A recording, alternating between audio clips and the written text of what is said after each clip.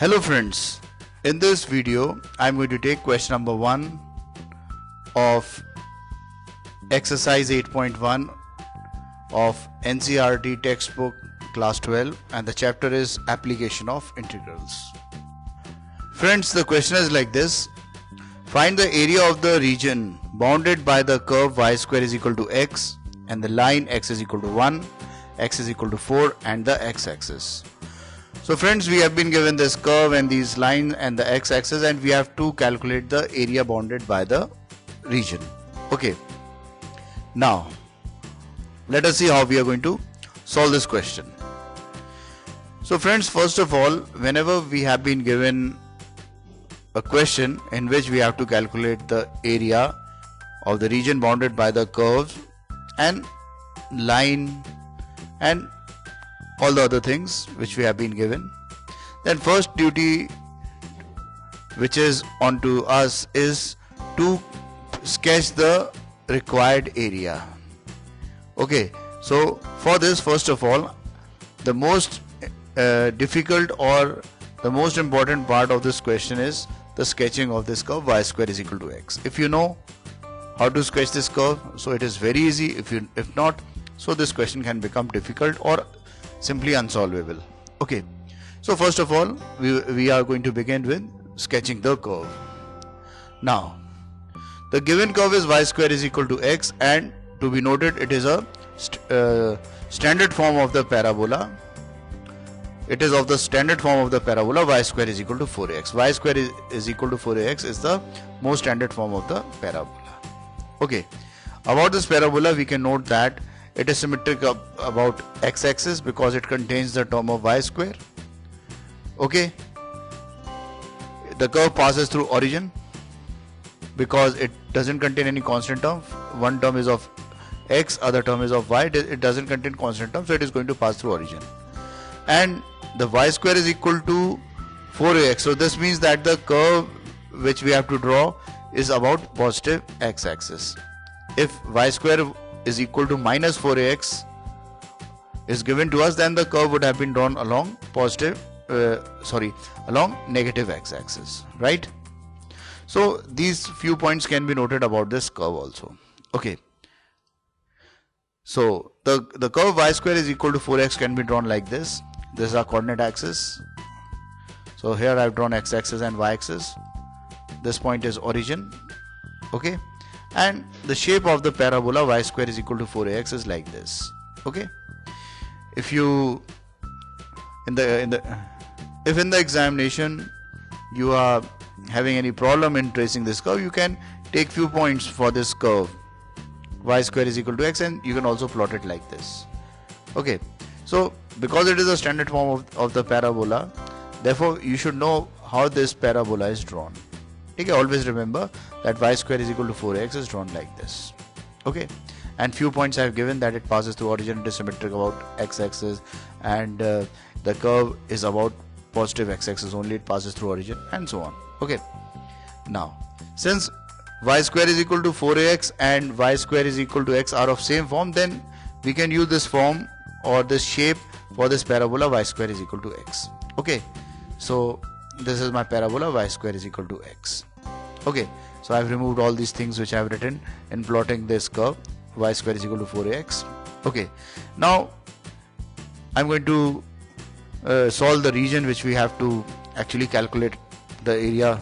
Okay, so next we have been given these two lines, x is equal to 1, x is equal to 4.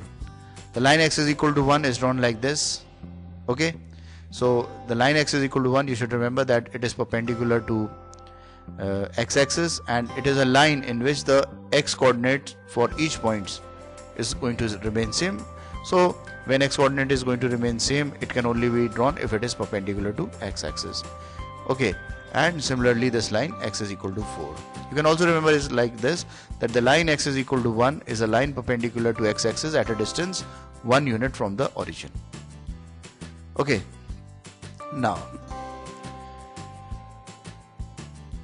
this point will have the coordinate a, 0 because this point lies on x-axis and this line is at a unit distance from origin, and similarly this point we can write as equal to 4, 0. this point can be written as C, and this point can be written as D. So we are required to calculate the area bounded by the curve y square is equal to x, line x is equal to 1, line x is equal to 4, and x-axis. So we are actually required to calculate this area. This area can be written as A, B, C, D, A. We require this area A, B, C, D, A. This area has to be calculated. Okay. Now, if we have to calculate any area with integration, so we should first of all calculate the area of the elementary strip. Okay. In other words, we divide the area into the vertical or horizontal strips as and when required. Okay. So what I've done, I've divided this area into the vertical strip. What we are going to do next, we are going to calculate the area of one strip. Okay, so if we are able to calculate the area of the one strip, then on integration from along the x-axis, along the given limits, we are going to get the required area. Okay, so these strips which I have shown are just to represent that we have divided the area into the vertical strip. Okay, these strips are very, very thin. They are having a negligible thickness, all these strips. Okay, here the strips size is actually next to 0.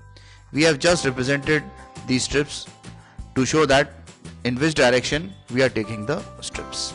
Okay, so further, if we draw a strip of thickness dx, okay, then its width we can take as equal to dx, then its length can be written as equal to y.